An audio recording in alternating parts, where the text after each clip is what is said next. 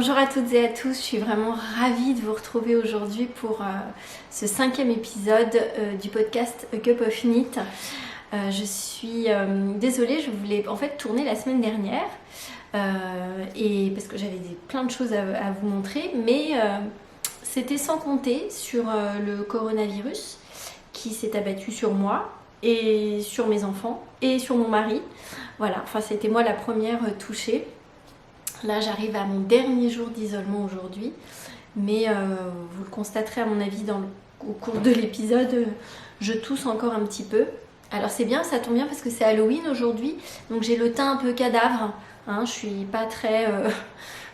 j'ai pas beaucoup de couleurs, hein, parce que enfermée depuis 10 jours et malade, mais c'est bien, c'est raccord, j'ai le teint vampire pour aujourd'hui, donc ça tombe bien.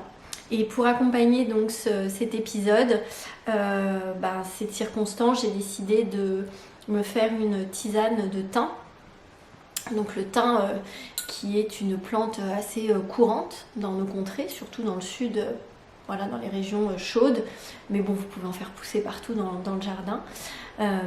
Thymus vulgaris, auquel j'ai rajouté du gingembre et du miel de thym. Voilà, j'ai fait la totale. Parce que je manque encore un petit peu de souffle en fait, je tousse encore un petit peu. Voilà, donc le coronavirus, pour ceux qui l'ont eu, vous voyez de quoi je parle. Pour ceux qui ne l'ont pas eu, il faut imaginer un rugbyman à peu près de 130 kg qui vous plaque et qui a décidé de ne pas se lever pendant une semaine. Et donc vous êtes coincé sous ce poids énorme. Et vous luttez contre la fatigue et les symptômes pendant une bonne semaine, histoire de relever la tête gentiment. Voilà, mais bon, ça va mieux, je vous rassure. C'est pas encore la top forme, mais je peux vous dire que c'est beaucoup mieux qu'il y a quelques jours. Croyez-moi. Voilà, alors je vais boire ma tisane de thym. Qui n'a aucun goût. C'est ça qui est formidable. Oui, j'ai perdu le goût et l'odorat. Sinon, de toute façon, j'ai fait tous les signes. Hein. Tous les symptômes qui existent, je les ai faits. Et là, ma tisane de thym, je compte sur ses propriétés phytothérapeutiques pour me guérir, mais malheureusement, je n'en ai ni le goût, ni l'odeur. Mais bon, c'est comme ça. Le thym, c'est quand même une plante qui est très intéressante quand vous souffrez des bronches ou d'un refroidissement, parce que c'est une plante qui est réchauffante et stimulante. Voilà, et j'en ai bien besoin. Et voilà, donc avec le gingembre et le miel de thym que j'ai mis dedans, j'espère que ça va faire le tour et que ça va me faire du bien. Voilà. Alors, aujourd'hui, je vais vous parler de plusieurs objets finis parce que avant de tomber malade, j'ai quand même eu le temps de tricoter pendant tout ce mois d'octobre. Donc j'ai plein de petites choses à vous montrer et j'ai commencé d'autres ouvrages et j'en ai fini quand même quelques-uns cette semaine quand je me sentais à peu près bien. Excusez-moi. Et ce qui m'a permis de pas trop m'ennuyer, parce que c'est vrai que c'est long d'être enfermé toute la journée, même si on est fatigué, qu'on fait beaucoup de siestes. Il y a quand même des moments où il faut bien s'occuper et heureusement qu'il y a le tricot, heureusement qu'il y a les podcasts, donc tout ça, ça m'a permis de passer ces 10 derniers jours de la façon la plus agréable qui soit. Et puis je me suis pas vraiment ennuyée parce qu'il a fallu que je m'occupe de tous les autres petits malades à la maison. Voilà, je voulais vraiment vous remercier parce que c'est un truc de dingue. On a quand même dépassé les plus de 1350 abonnés sur la chaîne en 2 mois à peu près. Donc c'est quand même c'est génial. Merci beaucoup. Vous avez l'air d'être très content de ces épisodes et je vous remercie pour tous vos très très gentils commentaires. C'est vraiment chouette de vous lire. Je suis désolée, en général je réponds à tous les commentaires, mais je sais qu'il y en a quelques-uns auxquels je n'ai pas encore répondu. Mais je pense que compte tenu des circonstances, comme je viens de vous l'expliquer, vous aurez compris que j'étais pas au top de ma forme ces derniers jours. Mais je vais y répondre très très vite. Et puis merci aussi pour l'accueil que vous avez fait à Octobre Rose. Merci à toutes celles qui en ont parlé aussi dans leur podcast. Je pense notamment à Mimi. Je pense, voilà, je sais plus qui c'est qui en a parlé, mais en tout cas, merci beaucoup. Et puis surtout, merci de l'accueil que vous avez réservé à cet événement et à votre participation. Voilà, donc je vais très très prochainement faire le tirage au sort et je ferai une mini vidéo que du tirage au sort pour annoncer les 2 gagnants ou gagnantes. Voilà, alors c'est ma fille qui a fait le décor derrière en projetant sur la télévision pour qu'on ait un décor d'Halloween. Voilà. Qu'est-ce que je voulais vous dire d'autre? Eh bien, on va commencer tout de suite avec les objets terminés. Alors, dans les objets terminés, j'avais depuis longtemps envie de refaire un châle que j'avais fait il y a très longtemps et que j'avais offert à ma maman. Il s'agit du châle French Cancan et cette fois j'ai décidé de le faire dans un fil qui est fait à base d'angora que j'avais trouvé à Annecy dans une petite boutique qui s'appelle Fil Angora. Alors je crois que normalement j'ai le petit papier, j'avais le petit papier, mais je vous insérerai des photos, je prendrai des photos. Il s'agit d'un élevage qui appartient à la personne qui tient cette boutique, c'est-à-dire que ce sont ces lapins et voilà, donc en termes de bien-être animal, je vous rassure, je peux vous dire que tout est absolument nickel de ce côté-là. Ce sont ses animaux, elle y fait très attention et elle vend en fait les laines. Enfin, c'est pas des laines, on ne peut pas parler de laine parce que c'est pas des moutons, mais elle vend les fils d'angora de ses propres lapins dans sa boutique à Annecy. Voilà, donc je vous mettrai les coordonnées.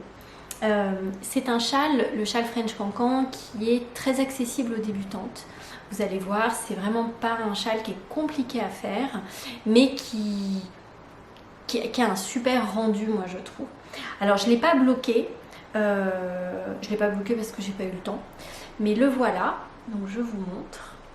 Je sais pas si vous allez bien le voir.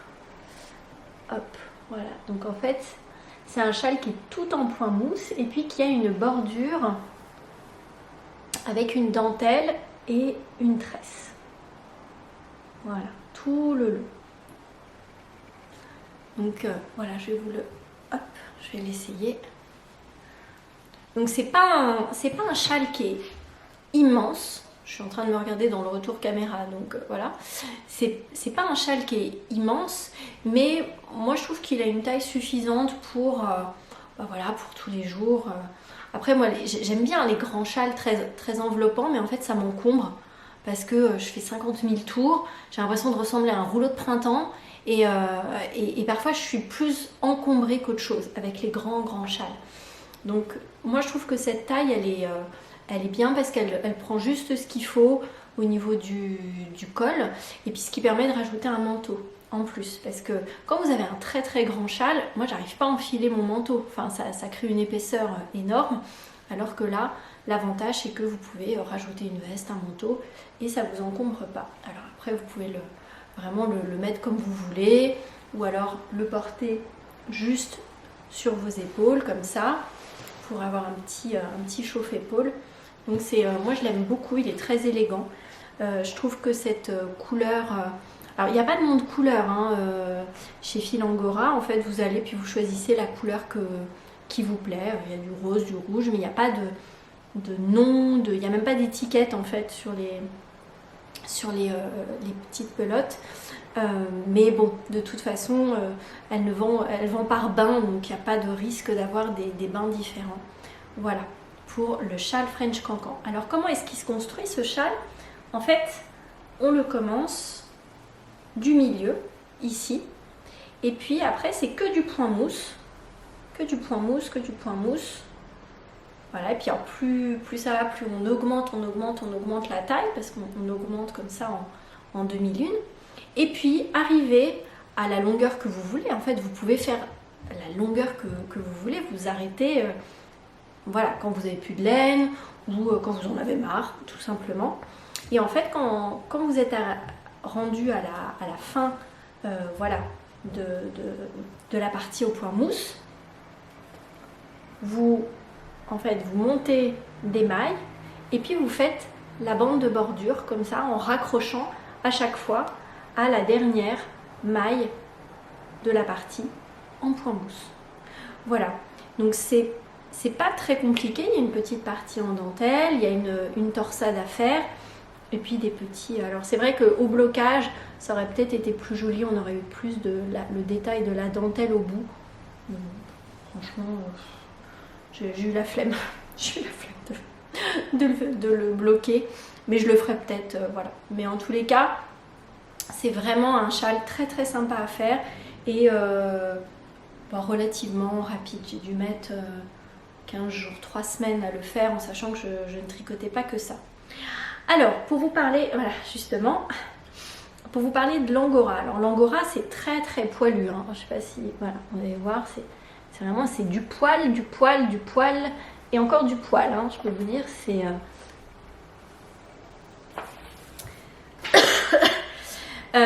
alors c'est peut-être le seul petit problème, c'est que vous en avez partout.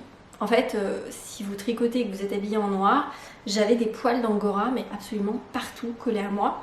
Et un soir, on a eu un fou rire avec ma fille parce que, je sais plus, on avait fait un soin avec de l'huile. Alors, je pense que c'était mis de l'huile sur la peau. Et puis, bah, moi, comme à mon habitude, je me couche et puis parfois, je tricote avant de m'endormir quelques rangs. Et d'un seul coup, mais je sentais, mais j'arrêtais pas de me gratter et j'avais des poils d'angora, mais collés partout sur le visage. Donc voilà, j'ai failli me transformer en Chewbacca. Mais à part cet inconvénient-là, c'est franchement un fil qui est très très agréable à tricoter. C'est d'une douceur, d'une légèreté. Il est hyper léger, hein. Franchement, c'est un petit nuage, ce châle. Voilà pour le châle French Cancan. Je réfléchis, est-ce que j'ai oublié de vous dire quelque chose? Non, rien de particulier. Vraiment, n'hésitez pas à le faire si vous êtes débutante. Parce que je trouve que pour un premier châle, un premier ouvrage, moi je trouve qu'il rend quand même bien. Voilà, pour le châle French Cancan. Ensuite, deuxième ouvrage terminé, et ben c'est mon challenge Octobre Rose. Ben oui, moi aussi je l'ai fait le challenge quand même. Et comme je vous avais dit, j'ai tricoté avec les laines, des laines du scarabée et dans la fameuse couleur Amazon. Et donc là c'est un mélange de mérino et soie et de mohair et soie. Alors je vais l'enfiler comme ça, hop. Je sais pas ce que ça donne. Mais j'ai fait mon Oslo Hat. Moi aussi, je l'ai fait. Voilà, je voulais le faire. Et ben, je l'ai fait. Et j'en suis très très contente parce que c'est très très chaud. Je vais vous expliquer pourquoi. C'est très simple à faire. C'est un petit peu long parce que c'est du jersey. Mais au final, ça reste un basique. Et franchement, je le referai. Je pense je le referai dans d'autres couleurs, même pour offrir. Il est vraiment très facile à faire. Alors comment est-ce qu'il se construit ce bonnet?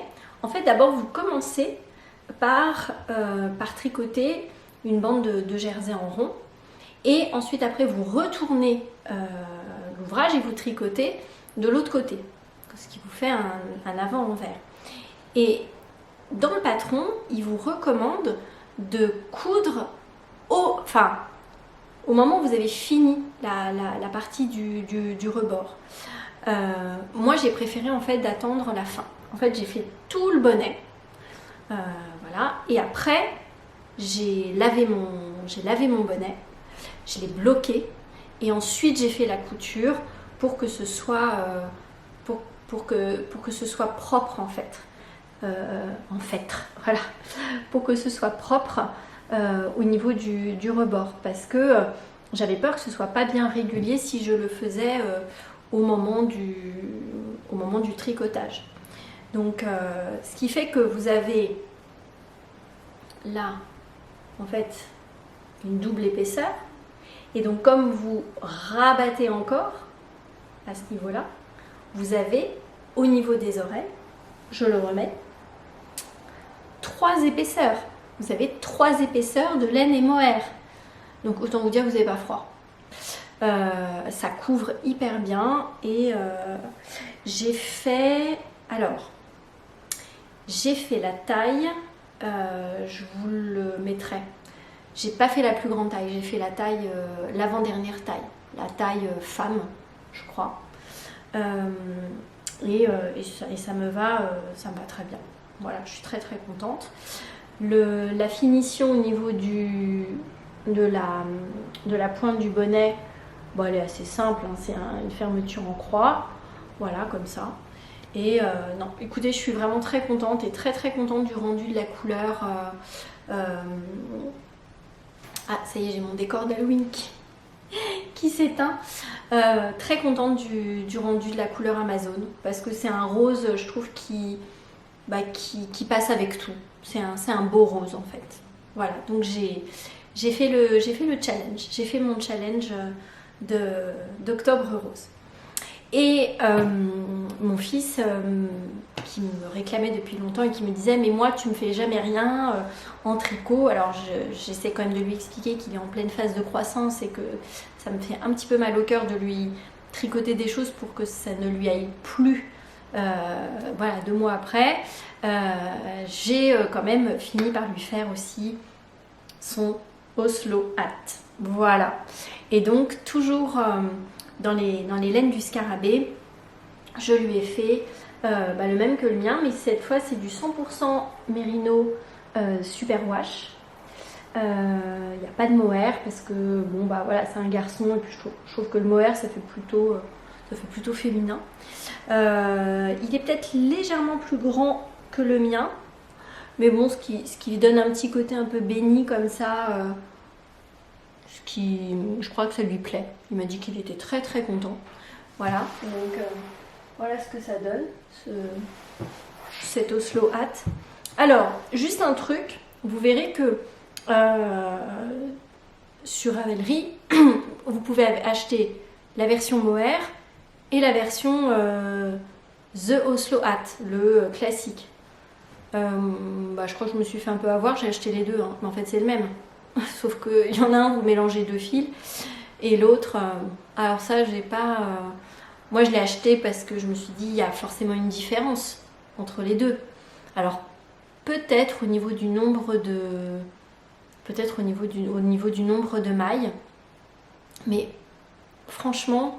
J'ai tricoté avec les mêmes tailles d'aiguilles, donc si vous faites votre échantillon, je pense que ce qui est surtout important, c'est le tour de tête. Voilà, il faut bien mesurer votre tour de tête à ce niveau-là, au niveau du front. Il faut que ça passe au-dessus des oreilles et puis que ça arrive sur vraiment la partie la plus avancée, donc de l'occiput derrière. Mais franchement, si j'avais su, j'aurais pas acheté les 2 modèles parce que quand je me suis rendu compte que c'était exactement la même chose, bon, voilà. Alors le seul inconvénient moi que j'ai trouvé, parce que j'avais pas l'habitude de tricoter de la laine superwash, c'est que quand je l'ai terminé, que je l'ai lavé, que je l'ai bloqué, oh mon dieu, mais c'était la tête d'un géant le truc.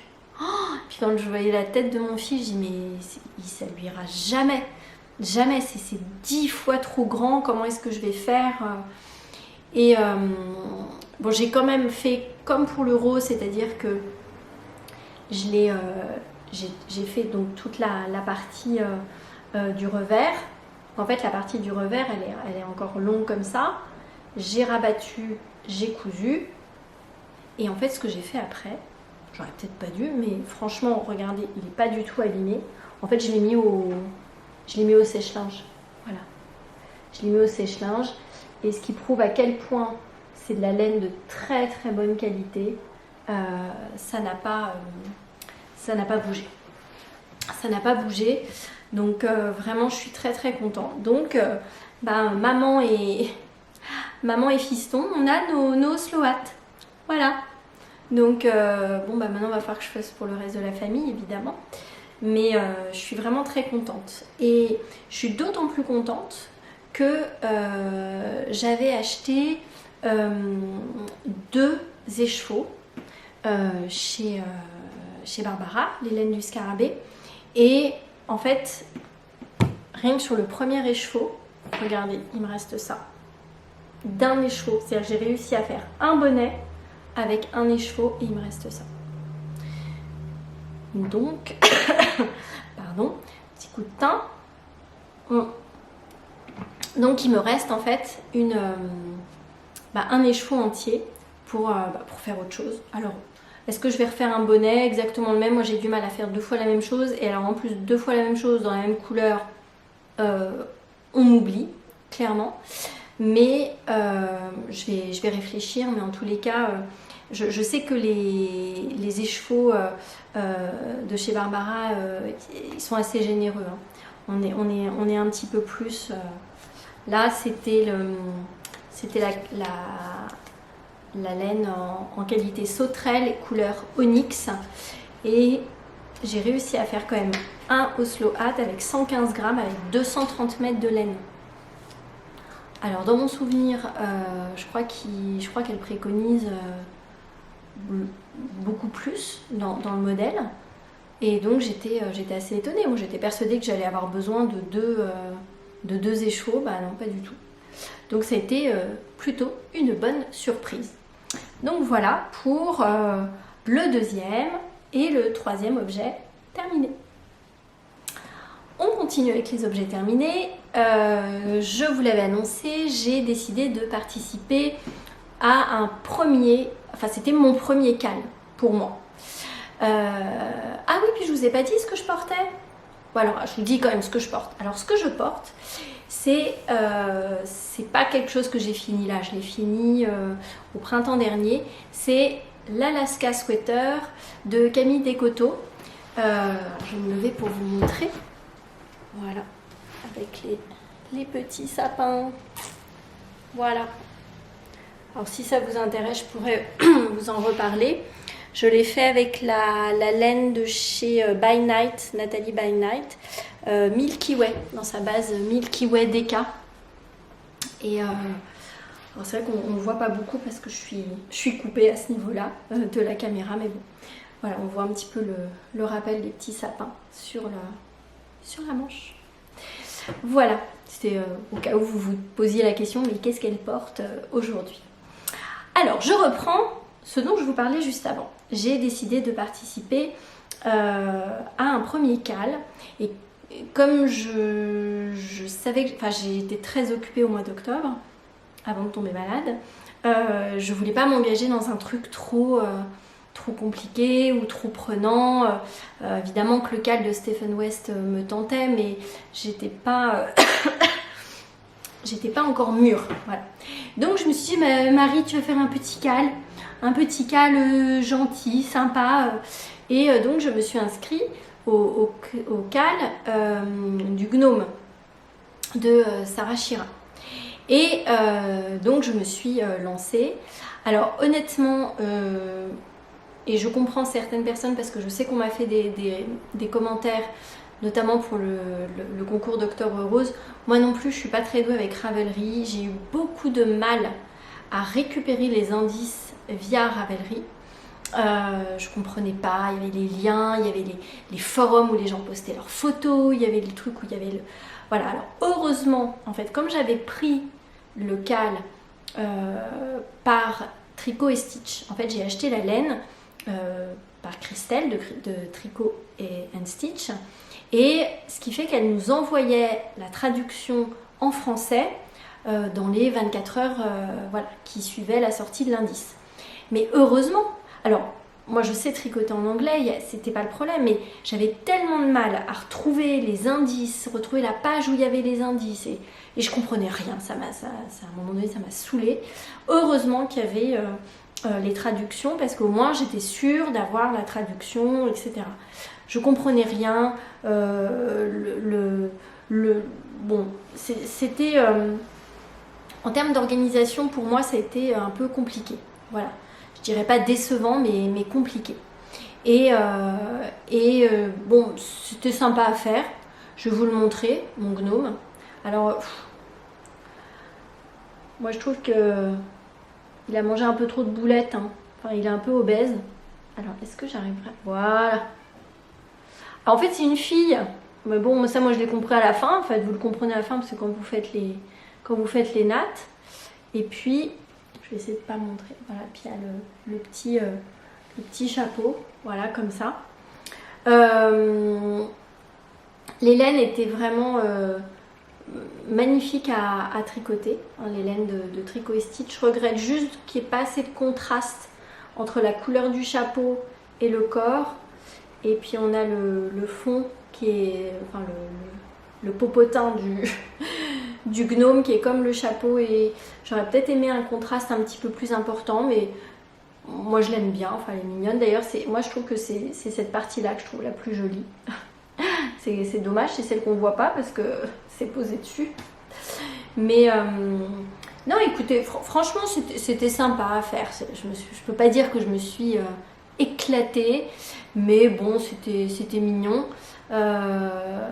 J'ai quand même failli perdre mon latin parce que pour faire les petites moufles là, je sais pas si vous les voyez, les petites moufles là, avec les petits poupous là qui sortent, j'ai utilisé des aiguilles double pointe, sauf que c'est un mélange de mérino et soie, et je n'avais que des aiguilles double pointe en métal. Est-ce que vous voyez là où je veux en venir? Ça glisse, mais ça glisse, c'est-à-dire que quand vous avez suffisamment de mailles sur les aiguilles double pointe, c'est super pratique. Mais à certains moments, vous aviez 2 mailles sur chaque aiguille. 8 mailles au total, donc 2 mailles sur 4 aiguilles. Et ça se barrait, mais toutes les 5 minutes, j'avais une aiguille qui partait à droite, une aiguille qui partait à gauche. À un moment donné, j'ai dit, mais je vais jamais y arriver, quoi.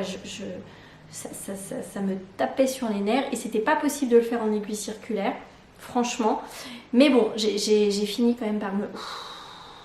Zénitude, Marie, tu vas y arriver. Voilà. Donc, donc voilà pour cette petite... cette gnome, voilà, qui a mangé trop de boulettes à mon goût, mais bon, c'est pas grave, elle est replète, elle est bien ronde, et elle fait partie de ma petite déco d'automne. Voilà.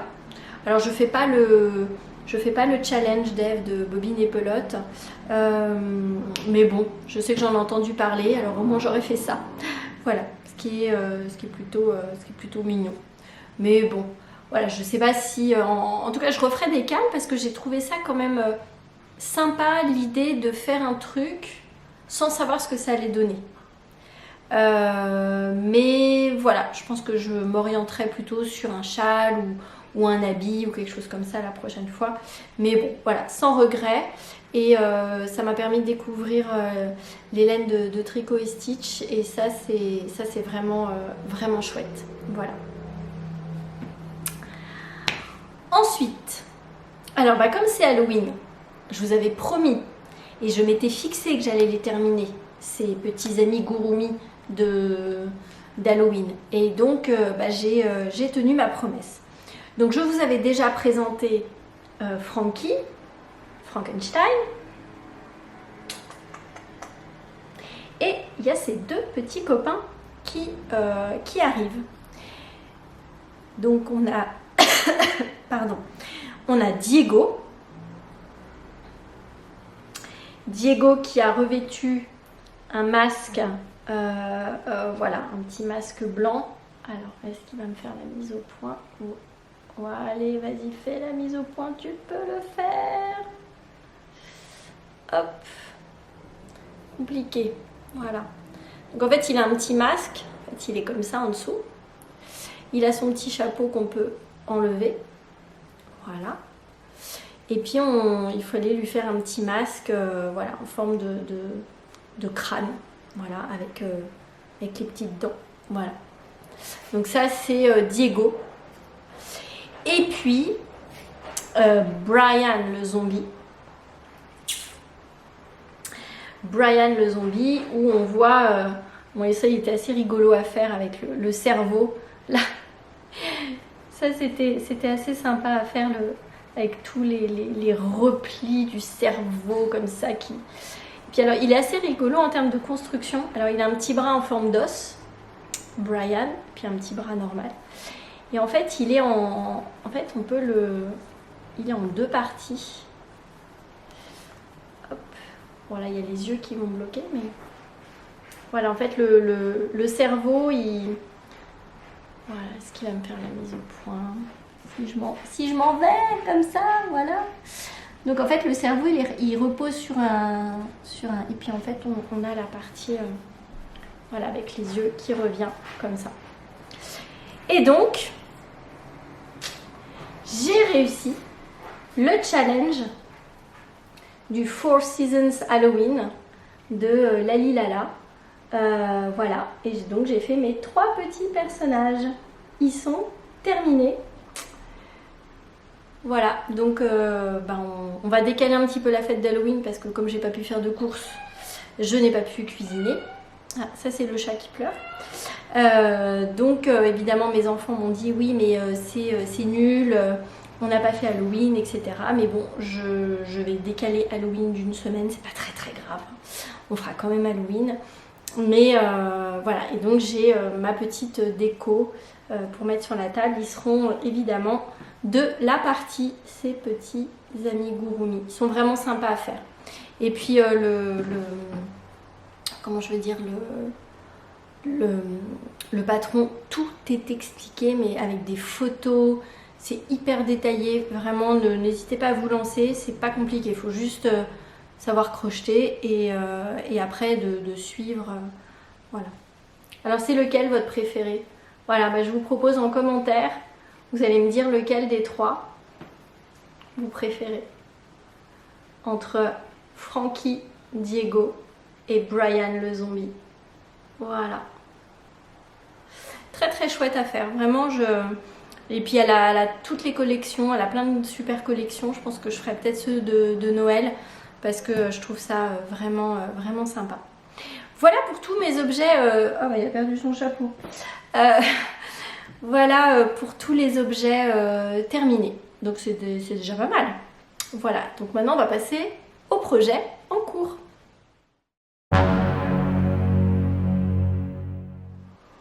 Oh. Faut que je boive toutes les 2 minutes parce que je m'étouffe. Alors, dans les projets en cours, j'ai récidivé avec les moufles. En fait, j'ai décidé de... Vous savez, je vous avais parlé des Selbu, des Speedy Selbu la dernière fois. Et j'en ai refait une paire pour mon papa, parce que c'était son anniversaire. Et sauf que les siennes, je les ai fait plus masculines, donc toujours en Let Lopi, en noir et gris clair. Et donc voilà, il y a la deuxième qui est là. Alors vous allez dire, elles sont terminées. Oui et non, parce qu'en fait, regardez, il y en a une qui est beaucoup plus épaisse que l'autre. Pourquoi? Parce qu'il y en a une qui est doublée, mais pas l'autre, pas encore. Donc j'ai fait une belle doublure avec c'était de la broche alpaca et silk de Drops. Et donc j'ai complètement doublé la moufle. Ce qui fait qu'elle est, elle est toute moelleuse, puis surtout elle gratte pas, parce que la Let Lopi ça gratouille quand même un petit peu. Et puis ça fait vraiment un côté tout moelleux, tout... j'adore. Voilà. Et donc, j'ai plus qu'à faire, là j'ai fini tout à l'heure la moufle en Let Lopi, puis j'ai plus que la doublure de la deuxième moufle à faire. Voilà. Bon, je vous en parle pas plus que ça parce que j'en ai déjà parlé dans l'épisode 3. Mais je suis toujours aussi contente de les faire. Je trouve ça toujours aussi rapide et toujours aussi sympa. Voilà, donc les Speedy Selbu, mais cette fois version plutôt garçon. Qu'est-ce que j'ai fait d'autre comme... Ah oui.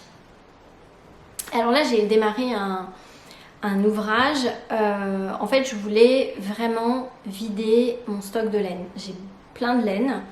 mais j'ai pas beaucoup de quantité de pulls en fait. Mais il faut bien les descendre ces laines, il faut bien qu'on arrive à les utiliser. Et moi j'aime beaucoup les ouvrages et les patrons d'Isabelle Kremer. Isabelle Kremer, c'est la designeuse par laquelle j'ai démarré quand j'ai commencé à tricoter en rond avec des aiguilles circulaires. Beaucoup de ces patrons sont traduits en français et en anglais. À l'époque, je tricotais peu en anglais. Maintenant, je tricote quasiment que en anglais. Mais pour celles qui n'aiment pas tricoter en anglais, sachez que la plupart de ces patrons sont traduits aussi en français. Et vraiment, enfin, moi, je crois que j'ai rarement eu des problèmes de compréhension du patron. Et j'ai rarement eu des problèmes de taille, d'échantillon avec ces patrons. C'est toujours, c'est carré, c'est toujours impeccable. Et je voulais utiliser une laine que j'avais depuis des lustres dans mon stash, qui était de l'éco alpaca de chez Cascade Yarn. Cascade Yarn, voilà, je vais y arriver. Et je ne savais pas quoi faire de cette laine. J'avais essayé de faire plein de trucs, à chaque fois je défaisais, je refaisais mes pelotes, j'avais essayé un châle, ça n'allait pas, j'avais essayé un autre, ça n'allait pas. Et puis je suis tombée sur un modèle qui n'est pas un de ces grands modèles, parce qu'il y a des modèles qui sont faits comme le Humulus, qui est un de ces grands modèles que tout le monde connaît, le Il Grande Favorito. Mais celui-là, je ne l'ai pas vu souvent, en tous les cas dans les podcasts. Mais je me suis dit, allez, bingo, lance-toi, c'est pas grave, et utilise surtout tes laines. Et donc, j'ai utilisé ma Eco Alpaca de chez Cascade Yarn. Et il me restait un petit peu d'Angora. Rose pâle du châle French Cancan, et il me restait aussi, enfin j'avais des pelotes de fil d'art, des vieilles pelotes que j'avais achetées mais il y a plus de 10 ans, voilà, qui étaient un mélange de mohair, soie, voilà, un peu brillant. Je sais même plus la composition parce que j'avais même plus les étiquettes, mais c'était dans mes boîtes. Et puis alors pourquoi je vous parle de cette laine-là? Parce qu'en fait c'était l'aboutissement de toute la recherche de couleurs pour aboutir à ce modèle. Et donc le patron dont je vous parle, c'est le patron Yanis d'Isabelle Kremer. Et voilà, alors je suis rendue voilà, sous le corps, et donc voilà ce que ça donne. Et je suis plutôt contente du résultat. Je trouve que le résultat est plutôt joli. Je ne sais pas ce que vous en pensez. Moi j'aime beaucoup l'association des couleurs. Donc c'est du marron, du rose poudré et un rouge un peu framboise écrasé. Donc voilà ce que ça va donner. Je suis désolée, il y a beaucoup de luminosité, mais il fallait bien que je mette une lampe, parce que sans lampe en fait de toute façon j'étais dans l'ombre, parce que la luminosité dehors est vraiment pas très belle. Et donc l'idée c'est de faire un petit pull à manches courtes. Voilà, un petit pull à manches courtes avec un joli yoke comme ça de couleur pour l'automne-hiver. Et puis là, j'en suis à faire la partie du corps.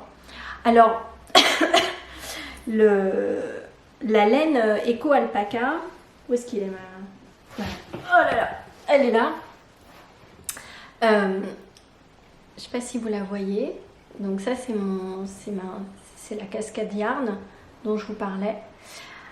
C'est hyper mou. Je sais pas comment expliquer. C'est d'une mollesse cette laine, ce qui fait que c'est pas. Enfin, je trouve que là, ça se voit peut-être pas beaucoup parce que bon bah voilà, vous êtes face lumière, mais il y a un côté, je trouve, pas très régulier en fait. Pourtant, j'essaye de tricoter de façon la plus régulière possible, mais je me dis peut-être qu'au lavage et au blocage ça rendra bien. En tout cas moi je suis très contente du rendu des couleurs et du yoke là, et j'espère l'avoir fini pour le prochain épisode pour vous le montrer terminé, et puis sur moi. Voilà, Donc ça c'était mon challenge, c'était utiliser des laines de mon stock pour pouvoir faire un pull, pour pouvoir faire un ouvrage. Voilà, moi je l'aime beaucoup et puis et je vais conserver le côté manche courte parce que quand je travaille, parfois j'ai besoin, j'ai une blouse à manches courtes mais j'ai besoin d'avoir les bras dégagés. Mais comme il fait froid en hiver, c'est quand même bien d'avoir quelque chose de chaud, mais d'avoir les bras dégagés pour pouvoir travailler correctement. Voilà. Voilà pour le Yanis d'Isabelle Kremer qui est en cours. Et là, je ne sais pas si vous voyez, j'ai les petits marqueurs de chez Apollonie. Là, j'en ai un. Là, j'en ai un autre, ici. Et ça, c'est ma fille qui me l'a fait. Petite ananas. Elle avait des petites charms avec des petits trucs de boucles d'oreilles. Et elle m'a fait. Voilà. Enfin, j'arrive pas à faire la mise au point. C'est un petit ananas. Voilà. Voilà pour le pull qui est en cours. Hop! Ça, c'est fait. Dernier ouvrage en cours, alors je m'acharne au niveau des chaussettes. C'est le chat qui passe. Il est possible, voilà, en fait il est en train de passer juste derrière la caméra.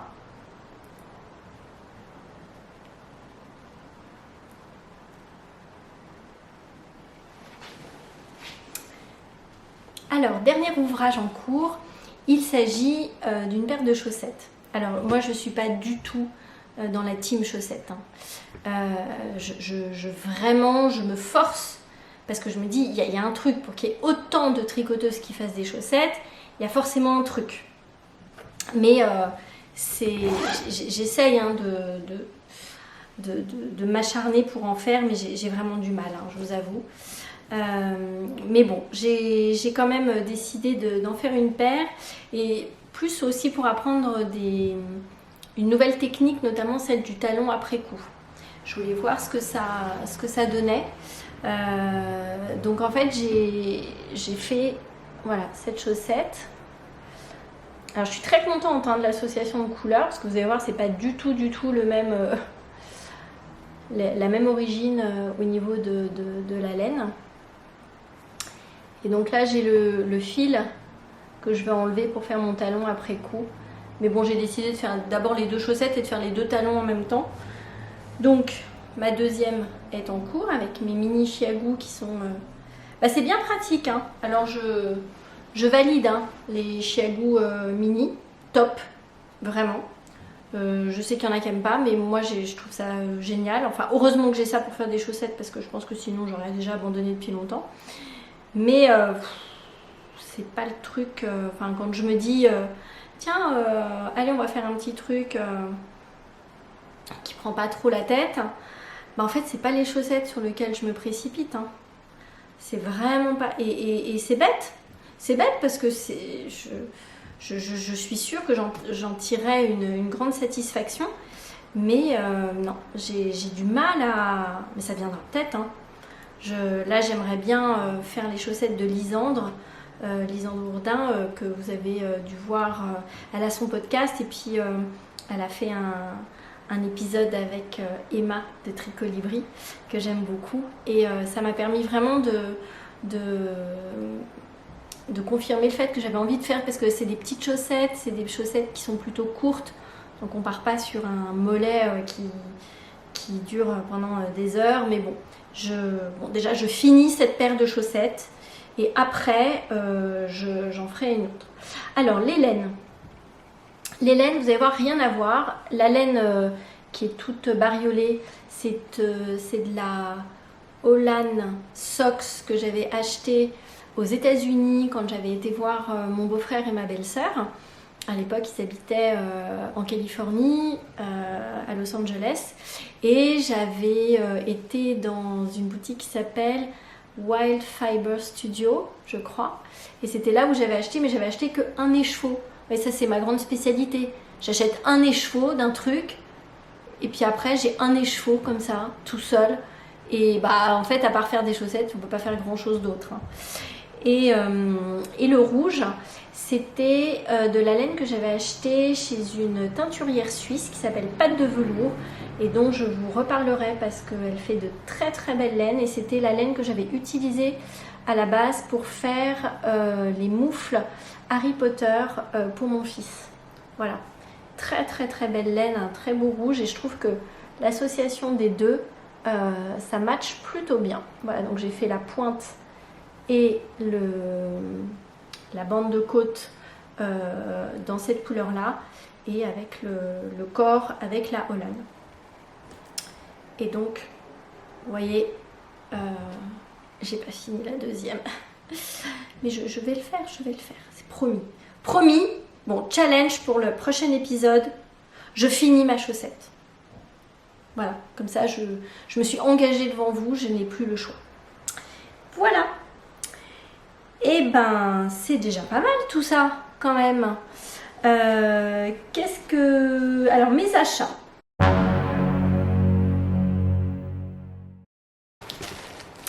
Alors, dans les achats et les projets à venir. Un petit coup de thym. Oh. J'ai acheté en fait sur le site Triscott un kit, le kit de laine pour faire le modèle du pull Caldagil. Je crois que c'est ça. Et donc, alors là, je l'ai laissé en fait dans le plastique, mais on est dans les tons gris foncé, gris clair, tout un camailleux de gris. J'ai pris exactement le kit de laine tel qu'il est sur le, comment je vais dire, tel qu'il est sur la photo que je vais vous insérer. Voilà, et puis j'ai aussi craqué pour de la Plutulopie, voilà, couleur beige, un beige un peu noisette comme ça. Je crains de ne pas en avoir acheté assez, ça c'est toujours pareil, ma grande spécialité. Donc je pense que je vais en recommander en espérant que ce soit le même bain, mais je crois que je vais lui envoyer un petit mot pour savoir si c'est possible.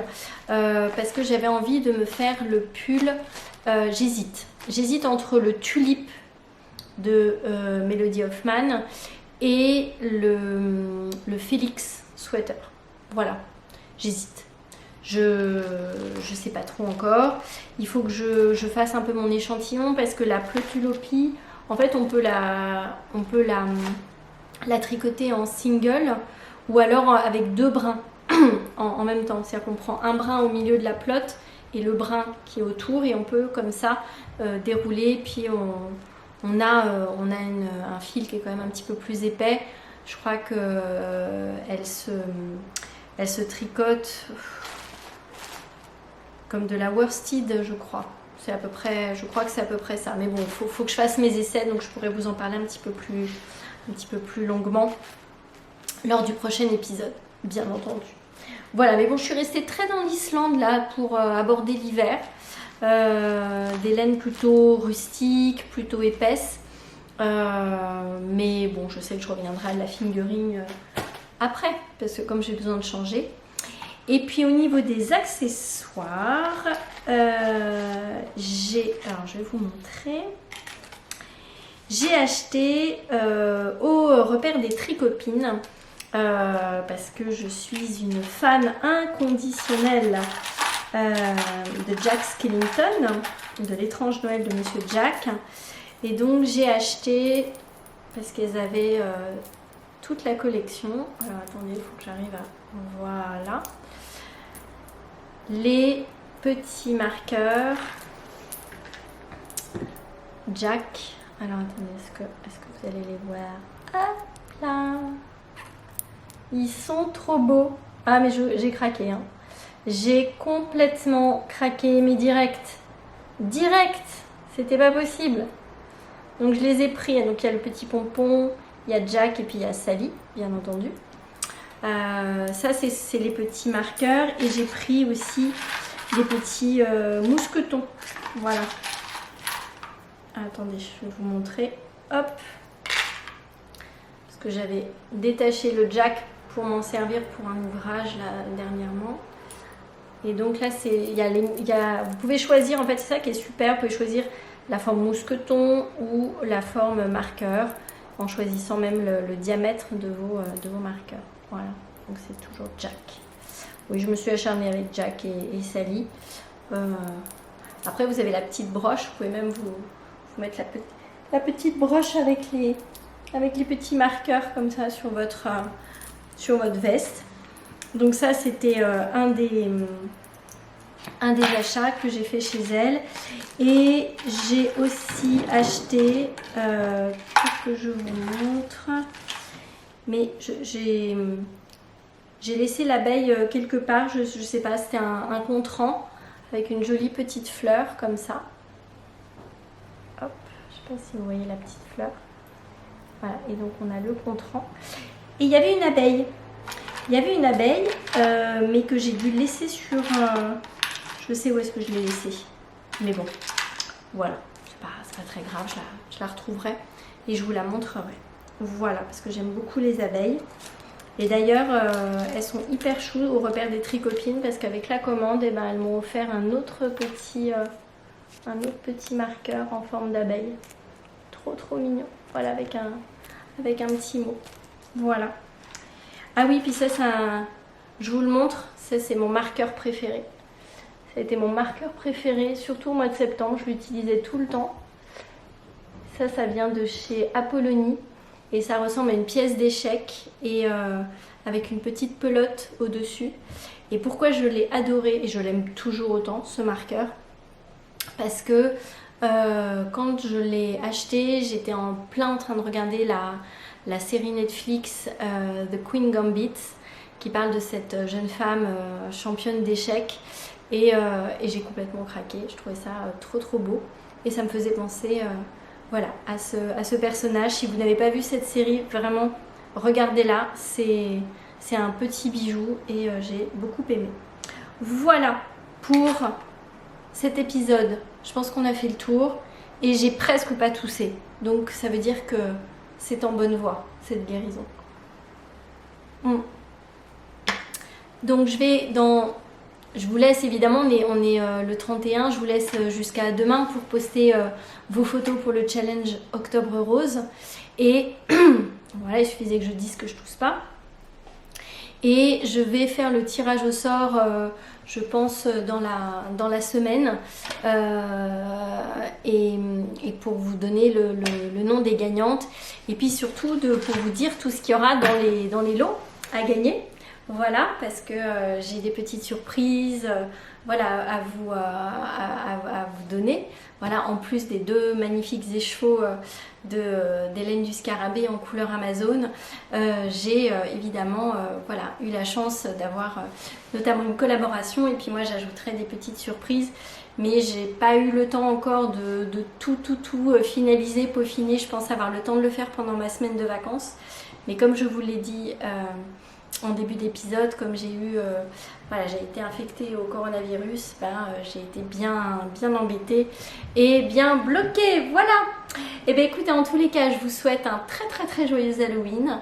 Voilà, mangez pas trop de bonbons, mais amusez-vous, faites-vous peur, mettez des araignées partout dans la maison, c'est rigolo. Et puis amusez-vous surtout. En tous les cas, je vous souhaite un très bon fin de week-end parce que nous sommes dimanche et je vous dis à très bientôt et merci de m'avoir regardé. N'hésitez pas à me laisser un petit commentaire, un petit message et je vous dis à très vite pour le tirage au sort.